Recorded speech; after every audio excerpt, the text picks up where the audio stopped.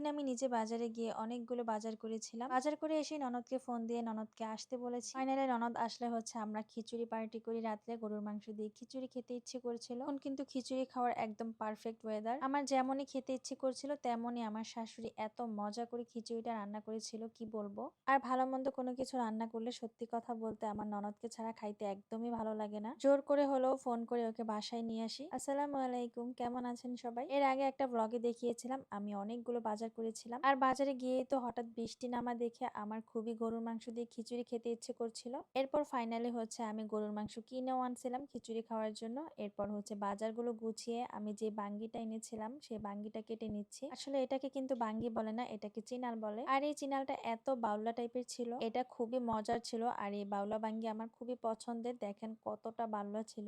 এরপর হঠাৎ করে বৃষ্টির সাজ দেয়, তো আমি আমার নানি শাশুড়ি দুইজনেই চলে গিয়েছিলাম চকে। এরপর দেখলাম আমার শ্বশুর শাশুড়ি দুইজনে মিলে ধান গুছিয়ে ফেলেছে। আর বাজার নিয়ে বাড়িতে এসে ননদকে কল দিয়েছি, তো ননদ চলে আসছিল আমাদের জন্য পুরি, সিঙ্গারা, তারপর টিকা নিয়ে আসছিল, তালের পিঠা আনছিল। আর সন্ধ্যার দিকে দরজার সামনে বসে বসে আমি সব কাটাকুটি করছিলাম। আমি একটা মিষ্টি কুমড়া নিয়ে আসছিলাম, তো আম্মা বলতেছে এই মিষ্টি কুমড়াটা কেটে অল্প একটু নিয়ে নাও, এই মিষ্টি কুমড়া দিয়ে খিচুড়ি খেতে নাকি অনেক মজা হয়। কারণ এই মিষ্টি কুমড়া গুলা কিন্তু অনেকটা আঠালো টাইপের হয়। এখান থেকে ছোট করে একটা চিড় আমি কেটে নিয়েছি, বেশি দিব না যেহেতু এটা সবজির খিচুড়ি না। আর ছোট দেখে দুইটা আলু নিয়েছি। এরপর কেটে কুটে সবকিছু আমি রেডি করে নিব। এরপর হচ্ছে এখানে গরুর মাংস ধুয়ে নিলাম। মজার কথা হচ্ছে আম্মা আবার এখান থেকে কিছুটা মাংস উঠিয়ে রেখেছে। আসলে মায়ের একটু হিসেবেই হয়। এরপরে হচ্ছে আমি ঘরের ধানের যে আমন ধানের চালটা আছে ওই চালটা নিয়ে নিলাম। এই চাউলের খিচুড়ি কিন্তু অনেক মজা হয়। এরপর আম্মা গ্যাসের চুলায় হচ্ছে মুগ ডাল ভেজে নিল, তো আমি হচ্ছে এখন চাল ডাল সবকিছু একসাথে ধুয়ে নিয়েছি। হ্যাঁ, প্রেসার কুকারে কিন্তু আমরা বড় ডাল সিদ্ধ দিয়েছিলাম। এরপর আমার রান্নাঘরে এক চুলাতে খিচুড়ি বসাই দিছে, আরেক চুলাতে হচ্ছে গরুর মাংস বসাইছে।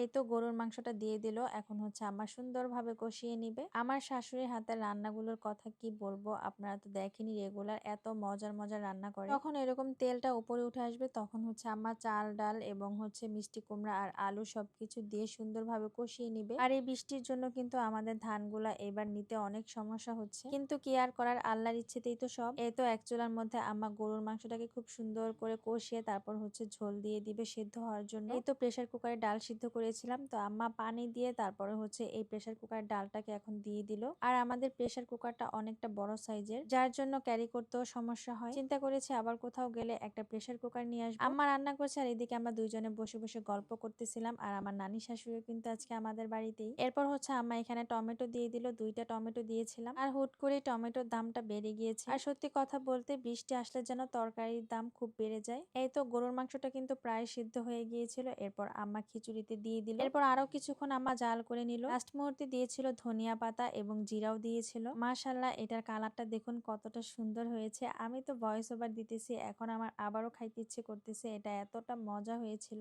ঠিক আমি যেমন খেতে চেয়েছিলাম তেমনই হয়েছে। এরপরে হচ্ছে আম্মা গাছ থেকে আমাকে লেবু পেড়ে দিল। লেবুটা আমি পারতে চাইছিলাম কিন্তু আম্মা আমাকে পারতে দিল না, কি যেন নাকি হয় আমাকে বলল। আমি লেবু কেটে নিয়ে আসলাম ঘরে, আর এসে দেখি আমার ননদ সবাইকে প্লেটে বেড়ে বেড়ে দিচ্ছিল। সবাই মিলে আমরা খুব মজা করে আজকের খিচুড়িটা খেলাম, খুবই মজার ছিল। আর আজকের ভিডিও এই পর্যন্তই। আল্লাহ হাফেজ।